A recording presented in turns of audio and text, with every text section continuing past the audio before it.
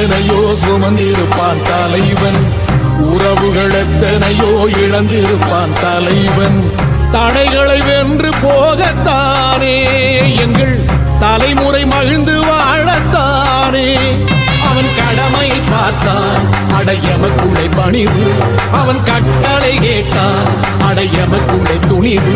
அவன் குத்தும் போலிசை பற்றி துலங்கிடும் சக்தி பெருமட காலம், அவன் சுட்டும் விரல் இசை முட்டி முழங்கிடும் வெற்றி பெருமட ஈழம்.